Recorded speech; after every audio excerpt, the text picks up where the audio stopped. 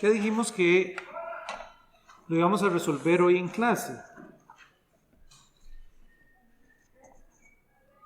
Entonces tal vez empecemos por ahí.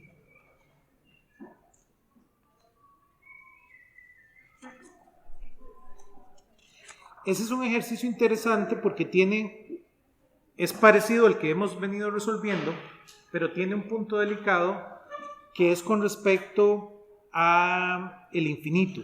Menciona el infinito aquí en este ejercicio. Entonces, si quieren, copiemos el enunciado.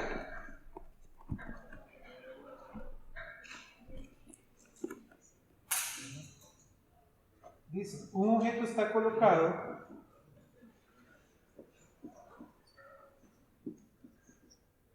estamos resolviendo el 51. Un objeto está colocado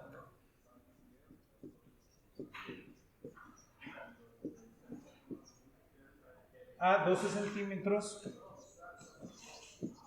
a la izquierda de una lente divergente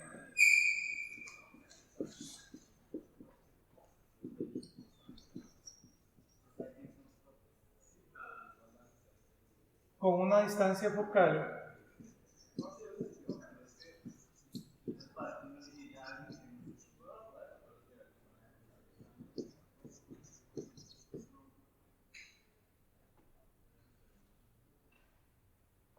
de menos 6 centímetros.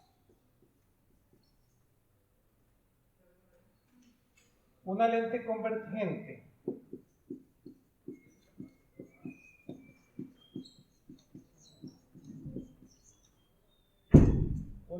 convergente con una distancia focal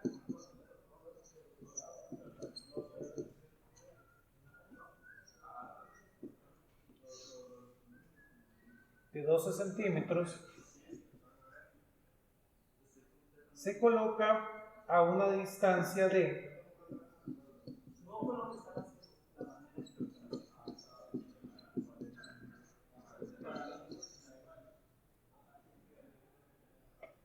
a la derecha de la lente divergente.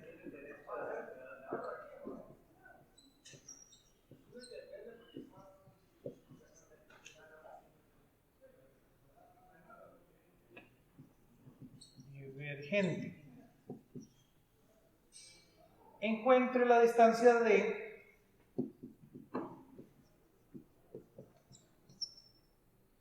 manera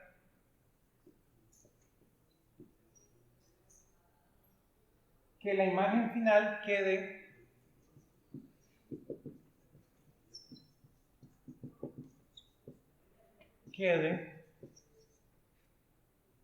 a la derecha en el infinito.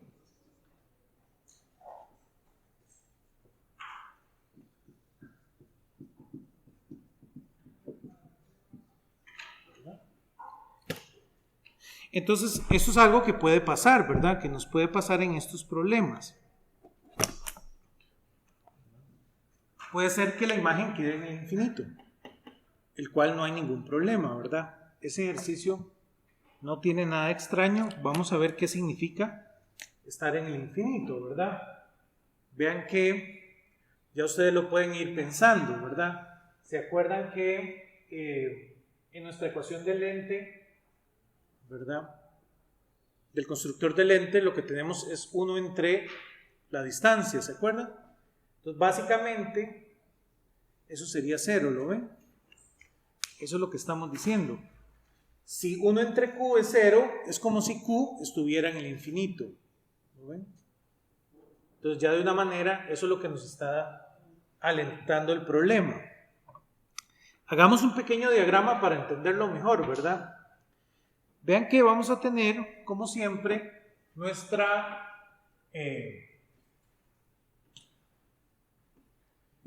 eje óptico, ¿verdad? Que ese no lo quitamos de encima. Y nos dicen lo siguiente, ¿verdad? Un objeto está colocado, aquí tengo el objeto, ¿verdad?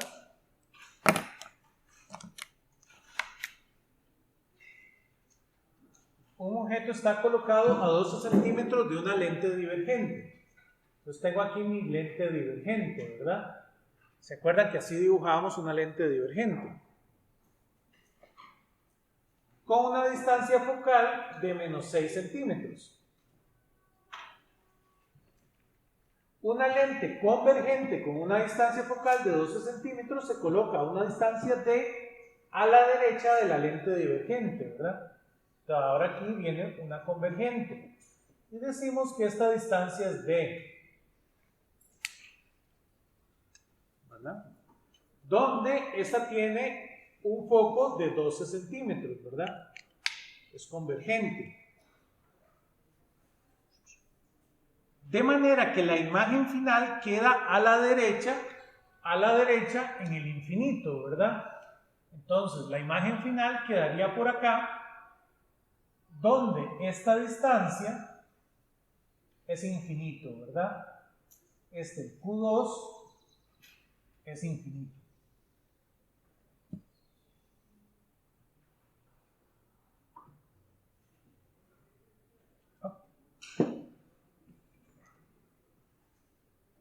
El Q2 es infinito. Entonces, claro, ¿verdad?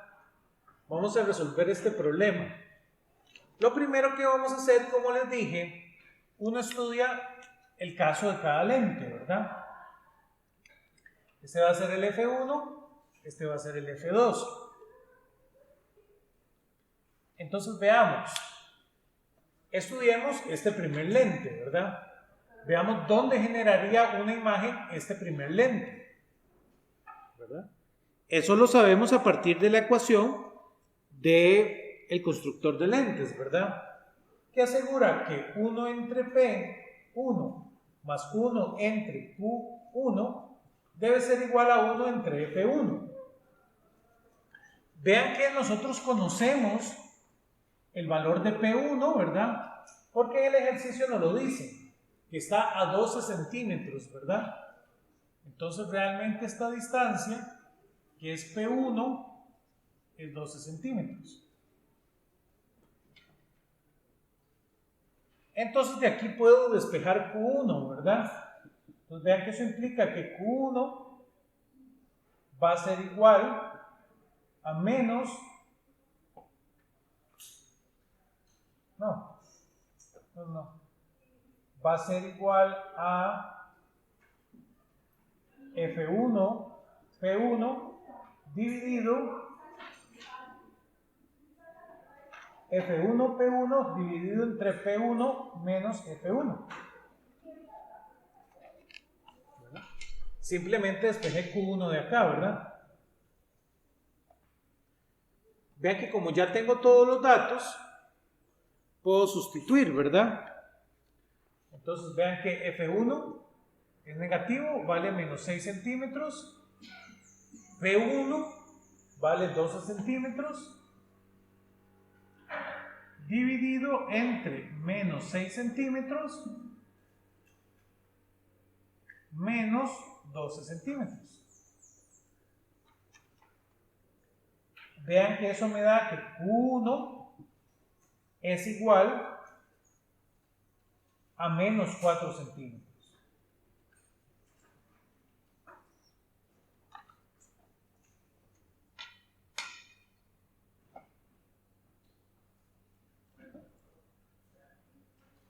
¿Todos conmigo? ¿Sí? Entonces dibujemos Q1, ¿verdad? Vean que como es negativo,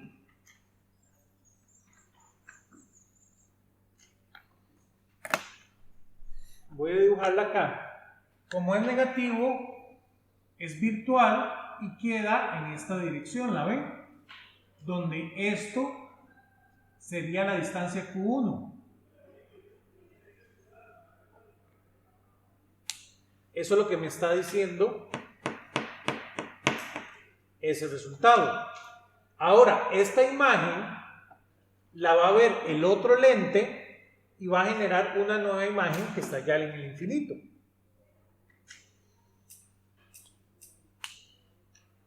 Pero vean que que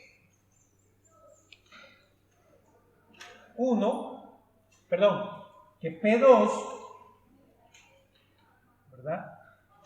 La distancia para el primer lente, para el segundo lente, vean que va a ser P2, pero P2 no es más que Q1 más D.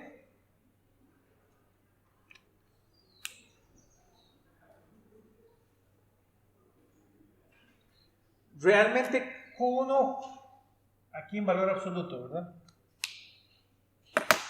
Porque es toda esta distancia, ¿lo ven? Desde acá hasta acá. Entonces va a ser Q1 más D. ¿Sí? Eso tiene que ser P2. Entonces, ahora sí, recurro a mi ley del constructor de lentes, 1 entre P2 más 1 entre Q2 tiene que ser igual a 1 entre F2. Pero como dijimos, ¿verdad? Nuestro Q2 es infinito, entonces su inverso tiende a 0. De tal manera que la ecuación del constructor de lentes se nos vuelve que P2 es igual a F2. Y claro, como yo sé cuánto vale P2, ¿lo ven? Puedo sustituirlo acá. Esto implica que F2 tiene que ser igual a la magnitud de Q1 más D. Es decir, D es igual a F2 menos la magnitud de Q1. Es decir, 8 centímetros.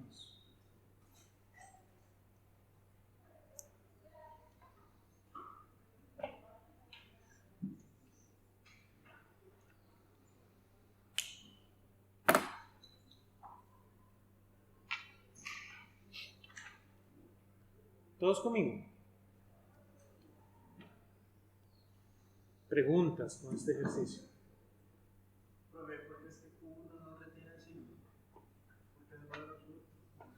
¿Por qué es esta distancia? ¿Lo ves? Es la distancia que hay del lente 2 a la posición de Q1. Entonces, esa distancia hay que contar esta distancia y esta distancia. Es la suma de las distancias, ¿verdad? ¿Otra pregunta?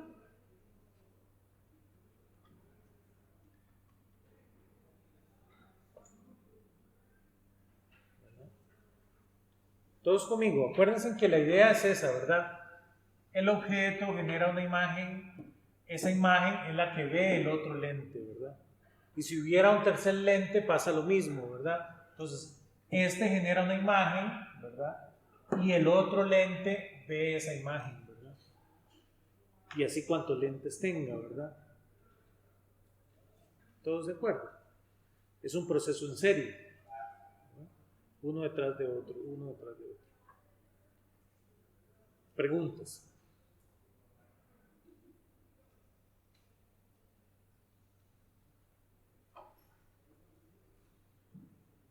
Bueno, si no hay preguntas, podemos avanzar, ¿verdad? Hasta aquí llegamos con este capítulo. Vean que tenemos que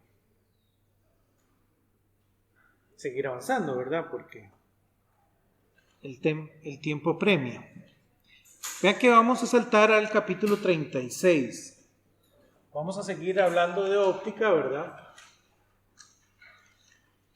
Pero ahora vamos a hablar de lo que se conoce como óptica física, ¿verdad?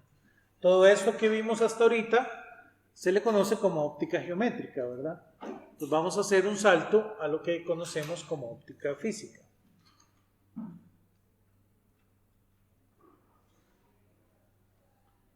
Voy a borrar por acá.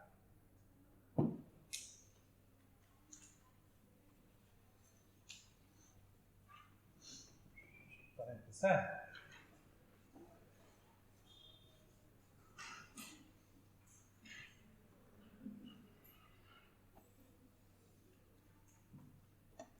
pasar eso para allá. Cualquier cosa.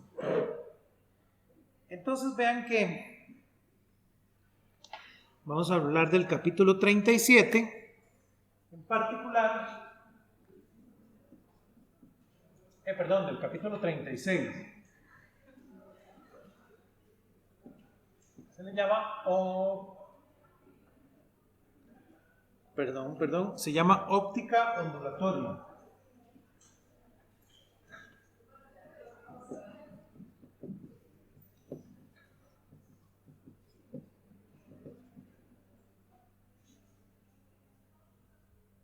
Como les contaba, este capítulo y el siguiente capítulo, tanto el 36 como el 37, habla del mismo fenómeno, ¿verdad? Aquí vamos a discutir el mismo fenómeno en 2 capítulos. Esto era muy importante hace unos años, porque así era como funcionaban los discos compactos, ¿verdad? Yo sé que para ustedes ya los discos compactos es una cuestión de, ¿verdad?, que usan sus abuelitos nada más, una cosa de los ancianos, pero era muy importante para la industria por mucho tiempo. Entonces por eso el libro, tal vez un poco desactualizado, pierde bastante rato en estos 2 capítulos, ¿verdad? Y como por supuesto seguro mis compañeros también son vieja escuela, ¿verdad?, también les encanta hacer muchas preguntas de este tema. Así funcionaban los discos, habían discos ópticos, ¿verdad? Las películas, ¿verdad? En general, el cinematógrafo actual funcionaba con este tipo de procesos, ¿verdad? Entonces se le daba mucha importancia. Hoy en día no es así, ¿verdad? Pero vamos a perder un ratillo con respecto a esto. Tiene una aplicación interesante, ¿verdad? Únicamente es interesante. Este fenómeno que vamos a ver sirve para explicar la mecánica cuántica, para hacer una introducción a la mecánica cuántica. Porque este fenómeno que vamos a observar es un fenómeno que está presente en la luz. Y resulta que los electrones, ante este mismo experimento, se comportan como la luz. Entonces fue una paradoja que hubo un cierto tiempo que se llevó tiempo en resolver, ¿verdad? Entonces, por eso tiene mucha ¿verdad? Mucha importancia este experimento.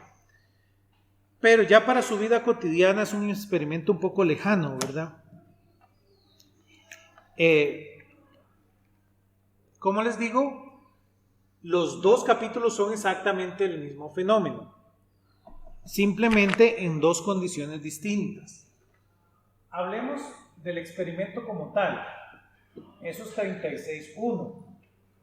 Ahí hablamos del experimento de la doble rendija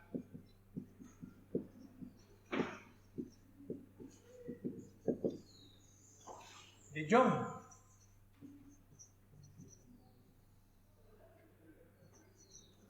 Entonces, claro, esta palabra rendija es una palabra que fue problemática por muchísimo tiempo, ¿verdad? Porque todo el mundo, hay gente que la traducía como rendija, hay gente que la traducía como rejilla, y las del otro capítulo, ¿verdad? Unas decían que era de una, otra de la otra, pero ya hoy en día no importa, porque hoy en día estamos seguros de que este fenómeno es el mismo que el fenómeno anterior. Cuando decimos aquí rendija, lo único que queremos decir es un huequito. Es un pequeño huequito.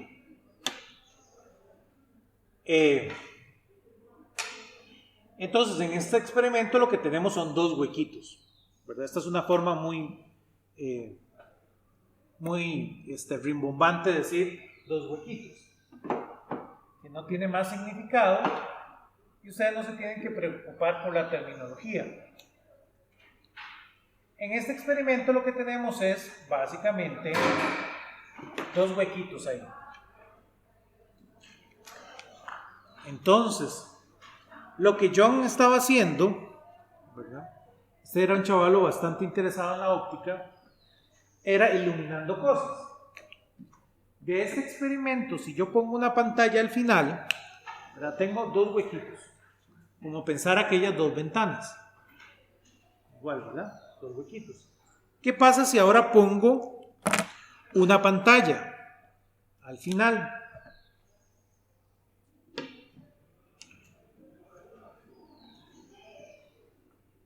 Entonces, claro, nuestra primera intuición es que lo que iba a pasar es que usted iba a ver una rayita aquí y otra rayita aquí, ¿verdad?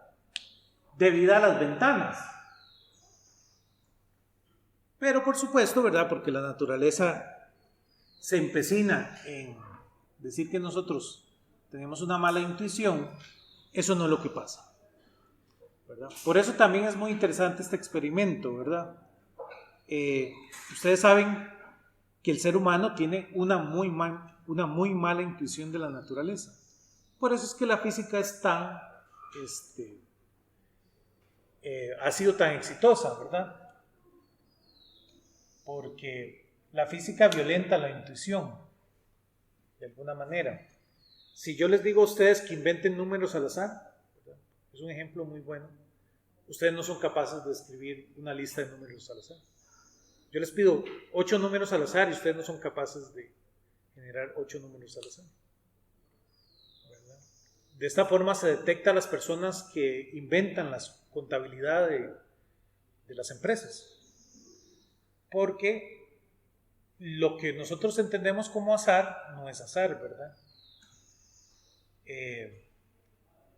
Por ejemplo, en una lista de números aleatorios de 8 números probablemente haya uno repetido. Y ustedes nunca harían eso, nunca repetirían un número. Si yo les pido 8 números al azar, ustedes se empecinarían a que esos números no se repitan.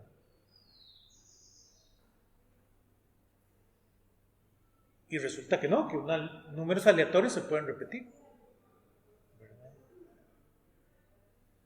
Entonces, eso pasa mucho, ¿verdad? Y la física nos ha demostrado, nos demuestra todos los días, ¿verdad? Que la intuición humana es muy, muy mala para predecir la naturaleza. Para predecir cualquier cosa, pero en particular la naturaleza, ¿verdad?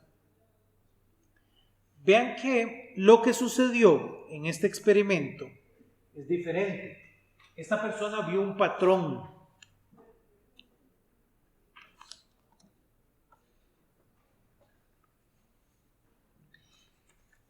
Él lo que observó fue un patrón donde había realmente franjas aquí brillantes y franjas oscuras.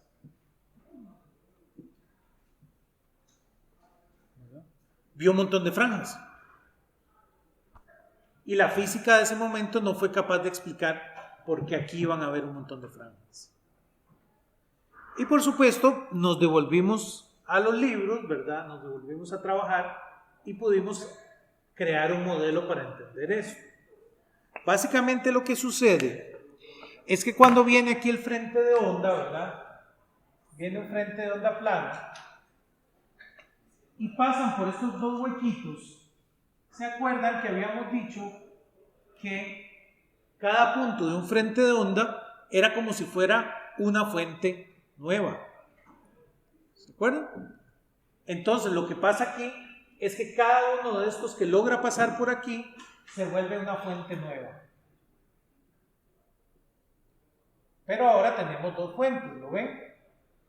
Entonces lo que sucede es que estas fuentes se tocan, ¿lo ven? En ciertos puntos.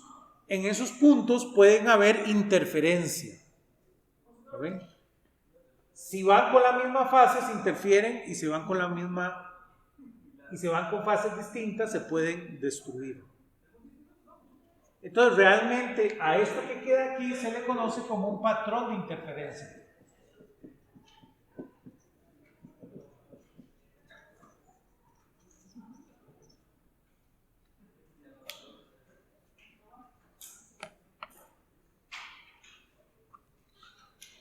Claro, hay un par de condiciones que debe cumplir la luz para poder observar este patrón de interferencia.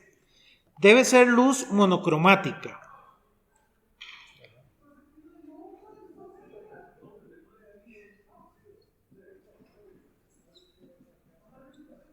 ¿Verdad? Eso quiere decir luz monocromática de un solo color. ¿Verdad? La luz blanca no es muy buena para hacer esto. Por eso ahí por esas ventanas ustedes no ven un patrón de difracción, ¿verdad? Porque la luz que entra por sus ventanas no es monocromática. Y después debe ser luz coherente.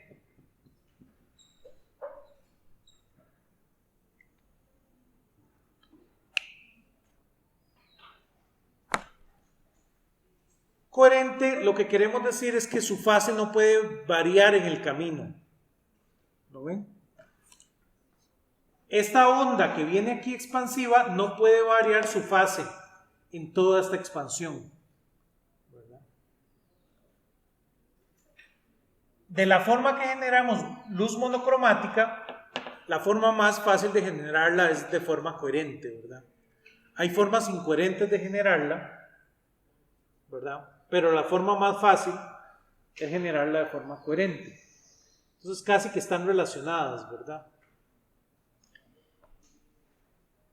Eso es muy importante. Hay formas de hacerla incoherente, ¿verdad? Hay ciertos tipos de filtros, ¿verdad? Que ustedes agarren un papel celofán, ¿verdad? Que está muy arrugado y lo ponen bajo la luz blanca, ¿verdad? Entonces eso podría generarles luz incoherente, ¿verdad? La forma de generar luz coherente es más con un prisma, ¿verdad? Y agarrar solo la luz roja que sale del prisma, por ejemplo. Y pasarla por estas rejillas, ¿verdad? Pero estas son dos cosas muy importantes. Necesitamos coherencia y ser monocromática. Ahora, todo el capítulo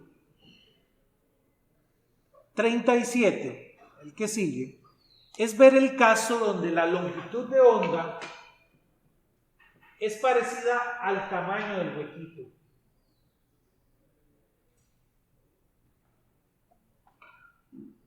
¿Lo ven? Eso puede generar un problema. Si la longitud de onda de la onda que viene es parecida al tamaño del huequito, eso genera un problema. ¿Lo ven? Porque todos ustedes puede ser que no pase toda la onda. No logra, como es más grande la onda, no pase por aquí, ¿verdad? Entonces, en ese punto, tenemos que estudiar ese caso con cuidado, y eso es simplemente el capítulo 37, ¿verdad? Es el mismo problema, pero con esa pequeña característica, ¿verdad? Que la longitud de onda se parezca al tamaño del huequito. ¿De acuerdo? Entonces, básicamente todo lo que vamos a ver ahorita es la física que hay detrás de este capítulo y del otro capítulo, ¿verdad? Simplemente en el otro capítulo vamos a ver que esto causa una modificación en la visión, pero no en las ecuaciones que vamos a obtener.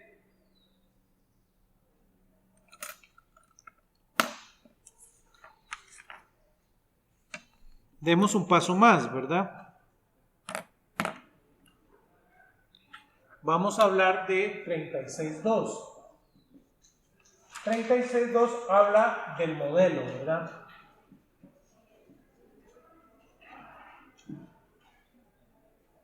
En este modelo, ¿verdad? ¿Cómo modelamos eso que está ahí? Hacemos un salto conceptual y ahora pensamos en los rayos, ¿verdad? Vamos a tener los dos huequitos y la pantalla, pero ahora pensemos en los rayos de forma individual.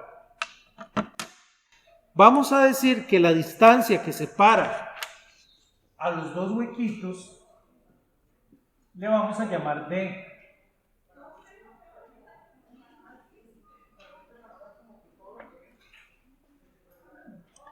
y vamos a ver los dos rayos.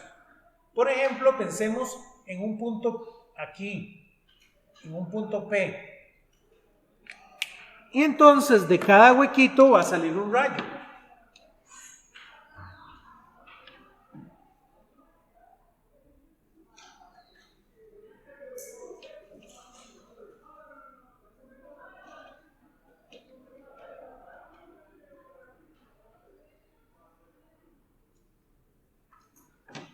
¿Lo ven? Por supuesto, esto genera un triangulito, lo cual nos encanta, ¿verdad? Esos triangulitos.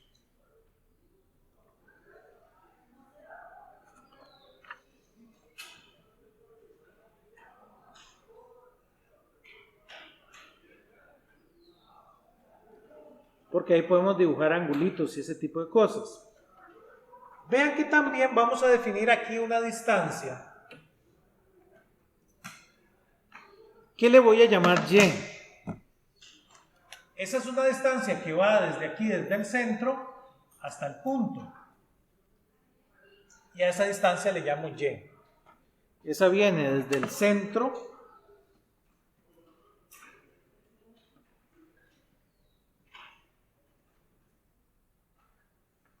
hasta ahí. Y entonces la ciencia es que este punto es brillante si estos dos rayitos llegan en fase. ¿Lo ven? En fase constructiva. Si aquí se interfieren de forma constructiva, este punto es brillante. Si se interfieren de forma totalmente destructiva, este punto es oscuro. ¿Pero qué significa estar en fase? Bueno,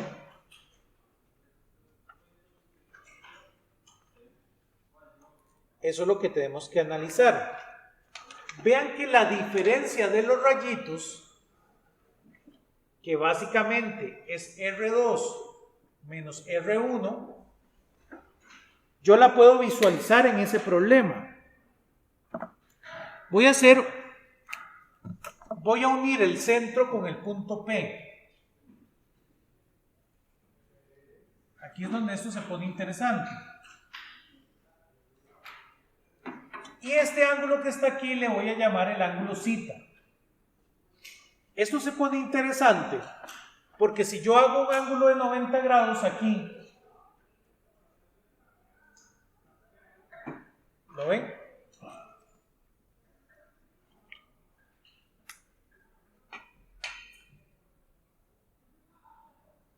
Ese ángulo de 90 grados que yo dibujo ahí, esto que está aquí es delta. Este delta es este delta que está aquí. Pero vean que ahora ese delta yo lo puedo obtener a partir de ese ángulo. Sabiendo que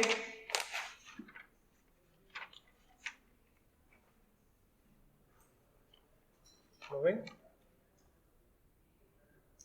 Va a ser D por seno del ángulo.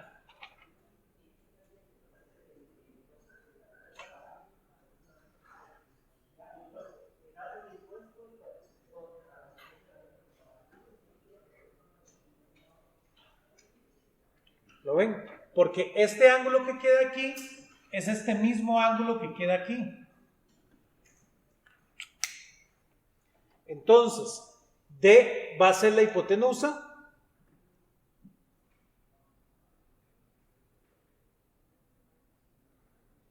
¿Verdad? Y el opuesto va a ser delta. Entonces, opuesto entre hipotenusa, delta entre D va a ser el seno. Todos conmigo. Vean que el ángulo es con esta línea roja, ¿verdad? No con esta que está aquí, ¿verdad? Nada más no se confundan del dibujo. Entonces, delta, esa diferencia está relacionada con D por el seno de ese ángulo. No solo eso. Vean que ya sé yo que si esto es igual a la longitud de onda, eso es estar en fase. ¿Lo ven? Si esta diferencia es exactamente una longitud de onda, estos llegan en fase. Pero realmente, vean que puede ser cualquier número entero de lambda. Entonces, realmente, D por seno de lo que vamos a llamar un ángulo brillante va a ser igual a m lambda, donde m, ¿verdad?, vale cualquier número entero. Es totalmente válido, ¿verdad? Y vean que también sé el caso destructivo. El caso destructivo le vamos a llamar oscuro, ¿verdad? Vean que en ese caso simplemente tiene que ser m más 1/2 por lambda. Si llegan con media longitud de onda de desfase, el ángulo es oscuro, ¿verdad? Entonces, estas dos ecuaciones son prácticamente las que vamos a usar en estos dos capítulos para explicar estos patrones de interferencia.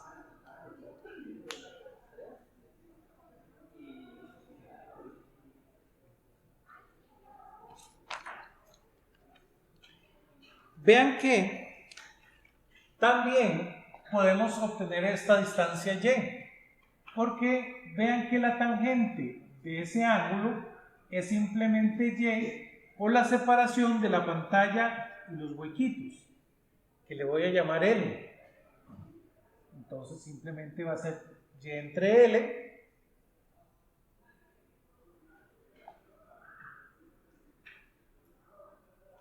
entonces podemos escribir esto como que y es igual a L por la tangente del ángulo.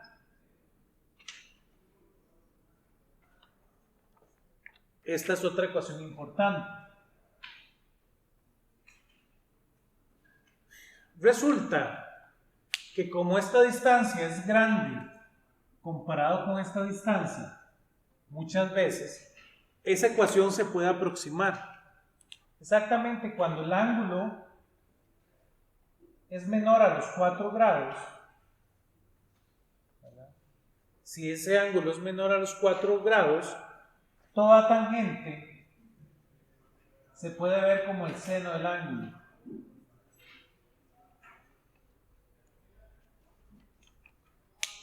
¿Verdad? Para un ángulo más chiquito que 4 grados.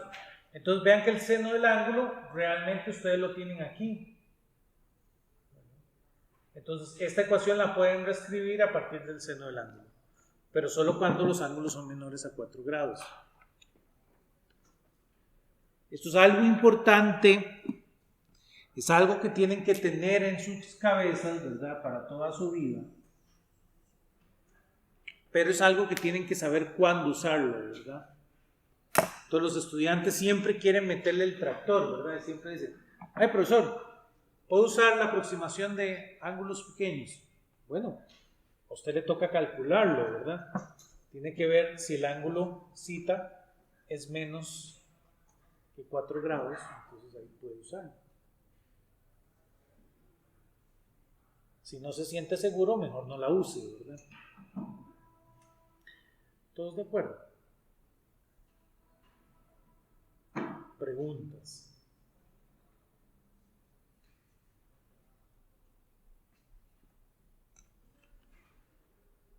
Vean que también podemos calcular la intensidad en ese punto. Realmente eso es 36,3.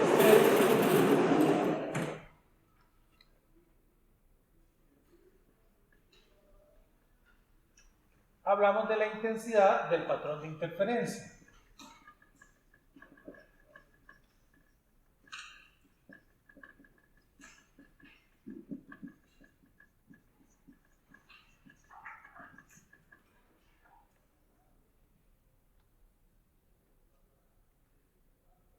Vean que eso lo podemos saber, porque entonces nuestro delta entre nuestro lambda tiene que ser igual a la fase entre 2pi. Esa razón se tiene que cumplir. No solo eso, esta ecuación que estoy escribiendo es una ecuación que se cumple siempre, ¿verdad? Entonces, no solo la vamos a usar para encontrar la intensidad del patrón de interferencia. Hay veces que la vamos a necesitar, ¿verdad? Vean que esta ecuación nos permite encontrar cuánto es el verdadero ángulo de desfase, ¿lo ven? Entonces nos va a ser muy útil. Eso es interesante, sobre todo en el siguiente capítulo. Hay muchos problemas donde usamos esta ecuación. Vean que siendo así, nosotros sabemos que la intensidad de las ondas, esto lo aprendieron ustedes en Física 2, va a ser la intensidad máxima por el coseno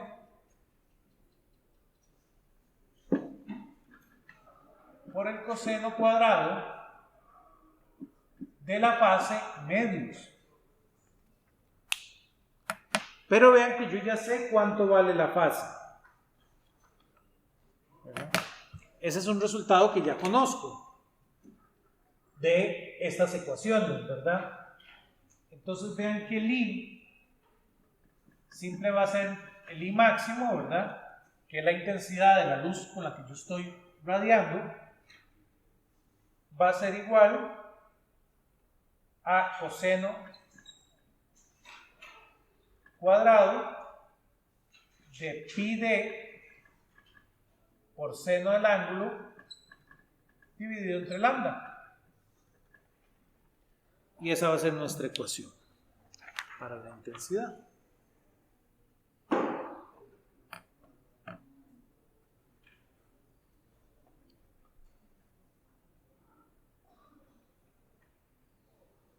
Hay otra idea importante, no solo esta, no solo la intensidad, sino la reflexión, que ya ustedes estudiaron en Física 2.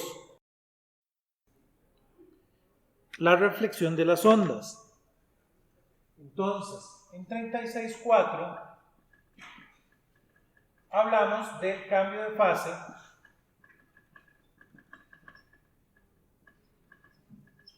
debido a reflexión.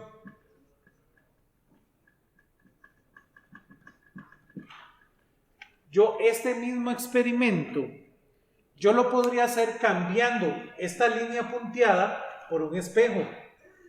¿Lo ven? Por un espejo plano. Si yo cambio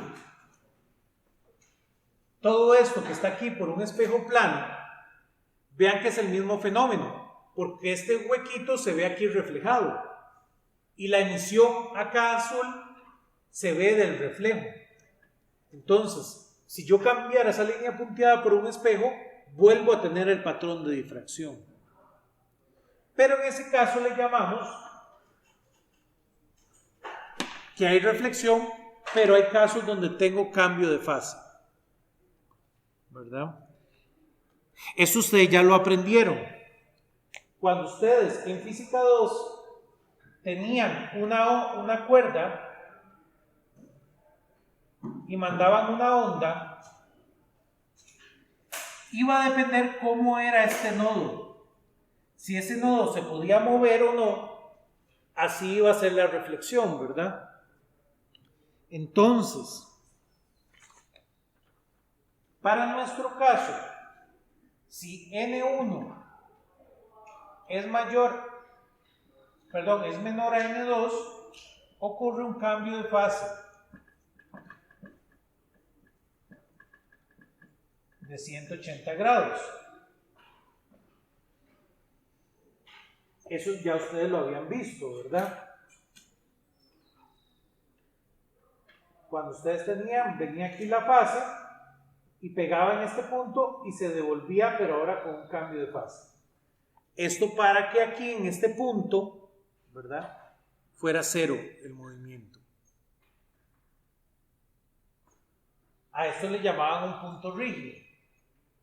Si N1 es mayor a N2, ahí no hay cambio.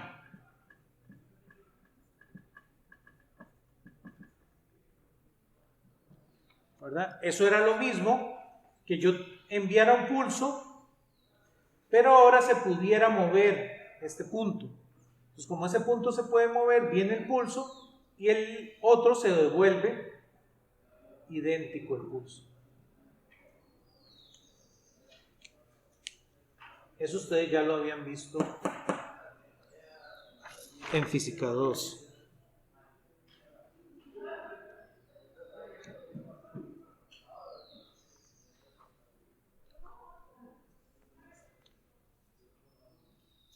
Hay un último concepto en este capítulo que nos es muy importante.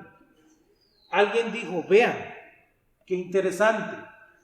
Si yo agarro cualquier punto de este gráfico, este punto por ejemplo, yo mido el ángulo, ¿lo ven? Si es un punto brillante o un punto oscuro, yo mido el ángulo, ¿verdad? El ángulo lo puedo medir. Puedo saber cuánto es esta distancia de, ¿lo ven? Si yo, por ejemplo, mandé luz roja, yo puedo saber cuánto vale esa distancia de. Entonces, realmente, este experimento sirve para medir distancias. Y alguien se dijo, vean, y como lo que yo estoy enviando es luz, yo puedo medir distancias tan pequeñas como yo quiera. Puedo medir distancias, ¿verdad? Súper pequeñitas. Y esa es una aplicación que tiene esto, ¿verdad?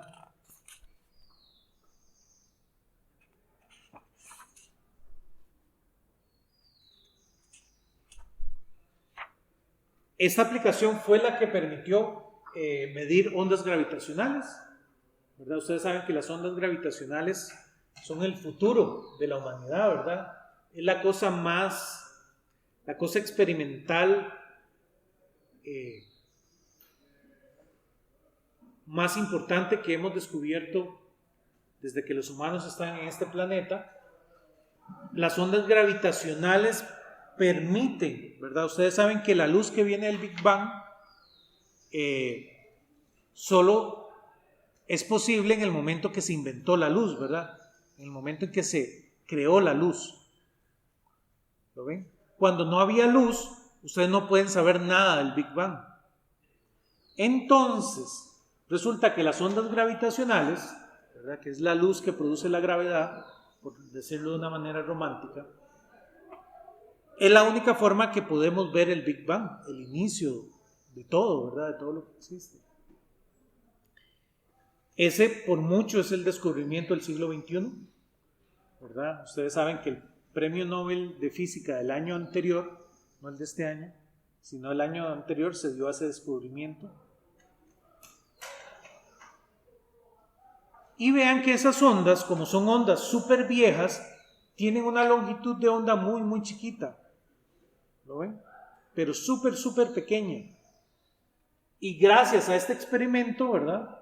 Pudimos medir esa distancia. A partir de luz, pudimos medir esa pequeña distancia. Entonces se le conoce interferometría, ¿verdad? Por obvias razones, porque nos permite medir pequeñas distancias. Tiene una aplicación más de todos los días aquí en el planeta Tierra, ¿verdad? Que es la interferencia en capas delgadas, ¿verdad? Si queremos saber una capa que es muy, muy delgadita, nosotros podemos saber cuánto es el tamaño. Por ejemplo, una bombita de jabón. ¿Cuánto es el grosor de la película de jabón?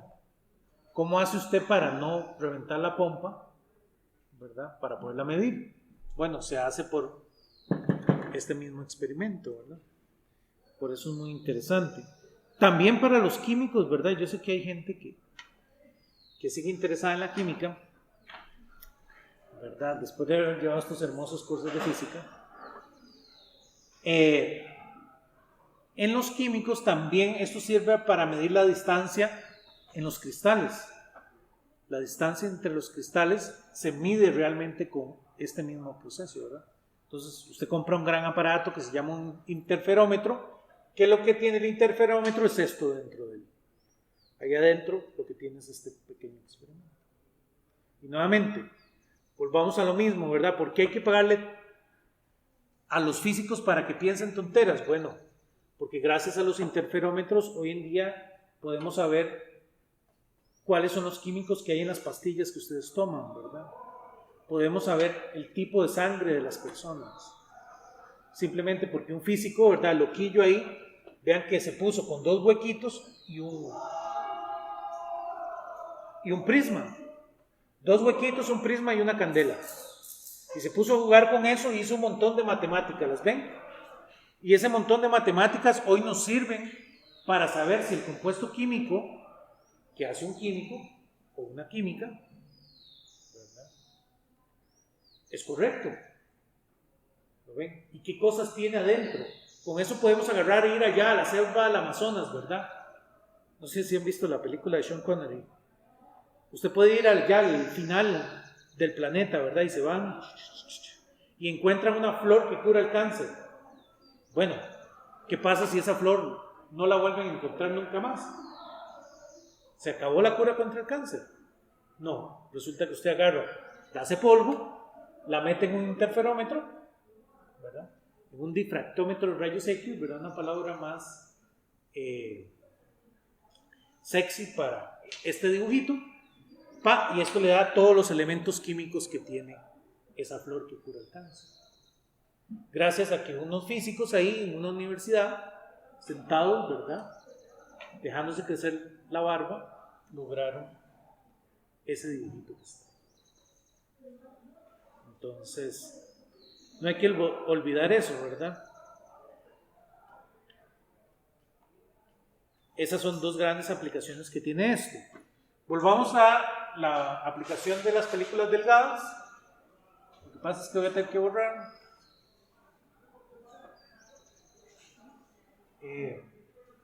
Borremos por acá para que quede el modelo ahí.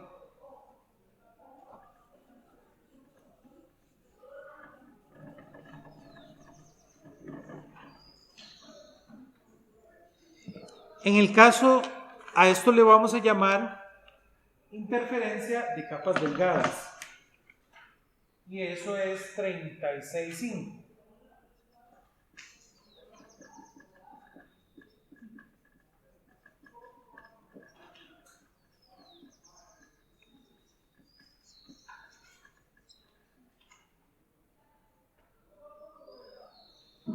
Aquí simplemente vamos a ver una cuestión de notación. La longitud de lambda sub n, lo único que quiere decir es que tenemos lambda dividido entre n, ¿verdad? Es pura notación. Y ahora es pensar en que tenemos aquí una película delgada. Mandamos un rayo. Este rayo se refleja en la primera superficie, sufre refracción, ¿verdad?, y en la segunda superficie se refleja. Estos 2 rayos aquí, si yo los hago pegar contra una pantalla, me generan interferencia. ¿Lo ven? Donde esto que está aquí va a ser n, y esta distancia le voy a llamar el espesor. Voy a usar una T por thickness en inglés, y vean que vuelve a ocurrir lo mismo. Voy a tener que, para el caso brillante, 2 veces ese espesor tiene que ser igual a m más 1/2 por lambda entre n. Y para el caso oscuro, vean que tiene que ser 2 veces el espesor por m lambda. ¿Por qué cambia? ¿Verdad? ¿Por qué cambian? Vean que en este caso, el caso brillante era m lambda. Y para este caso, el de capas delgadas, es el caso oscuro. ¿Por qué hay ese cambio? Bueno, es lo que acabamos de decir, ¿verdad? Es porque aquí tenemos reflexión, Y se acuerdan que cuando hay reflexión, hay cambio de fase. Entonces, como aquí tenemos cambio de fase, solo en uno de los rayos lo ven. Vean que cuando N1 es menor a N2, hay cambio de fase, ¿verdad?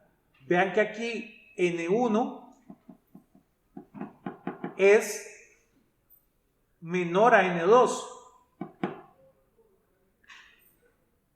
Perdón, aquí, en este punto, ¿verdad? N1 es el del aire. Y N2 tiene que ser más grande que el del aire. Entonces, este rayo que está aquí cambia de fase, ¿lo ven? En cambio, este rayo que está aquí no cambia de fase porque aquí N2 es más grande que... Perdón, N1 es más grande que N2. Entonces, en esta interfase no hay cambio de fase, solo en la primera. Entonces, eso hace que se cambien las fases, exactamente 180 grados, que es lo mismo que darle vuelta a estas ecuaciones. Y por eso, en este caso, el caso oscuro sería este y el caso brillante sería este. Vean que es 2 veces el espesor, ¿verdad? Porque la luz viaja 2 veces el espesor, ¿verdad? Todos conmigo. Y como les digo, este es uno de los descubrimientos más importantes de la física de principio siglo, ¿verdad? Esto nos permite ver elementos químicos, nos permite un montón de cosas. Medir muy, muy pequeñas distancias, que logró, ¿verdad? Como les digo, el descubrimiento del siglo XXI. ¿Verdad? Nuevamente, un físico que estaba con una candela, un pedacito de cristal y unos huequitos, ¿verdad? Logró la teoría para poder medir lo que se pensaba inmedible, ¿verdad? Los famosos LIGO, ¿verdad? Y ahora se está construyendo LISA, que son interferómetros que van a estar fuera del planeta Tierra, se construyen con este mismo modelo, ¿verdad? Preguntas.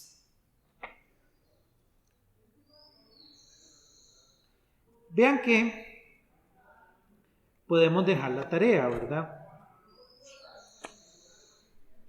Por supuesto, ¿verdad? No hay que tener una bola de cristal, no hay que venderle el alma al diablo para saber que esta vara, como es tan confusa, a los profesores de este curso, que no son yo, les gusta preguntar cosas como estas. Les encanta ese tipo de problemas, porque ese tipo de problemas pueden ser tan confusos como usted quiera. Porque número uno, esto lo resolvimos en el aire. ¿Qué pasa si yo agarro esta película delgada y la echo, no sé, en un vaso de jugo de naranja? ¿Verdad? Ya el jugo de naranja tiene un N diferente al N del aire. ¿Verdad? Y ya hay que reinterpretar cuál es el caso brillante y cuál es el caso oscuro. ¿Verdad? Y por supuesto, yo puedo ser tan malo como poner otra película delgada aquí. ¿Saben? Y poderles combinar esto. Entonces, por supuesto, deben de tener ese cuidado.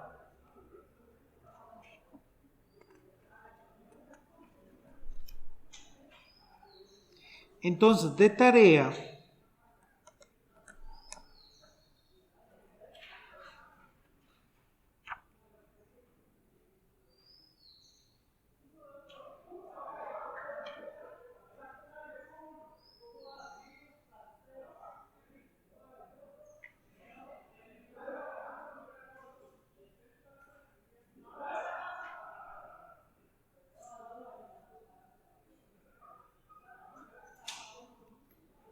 les puedo dejar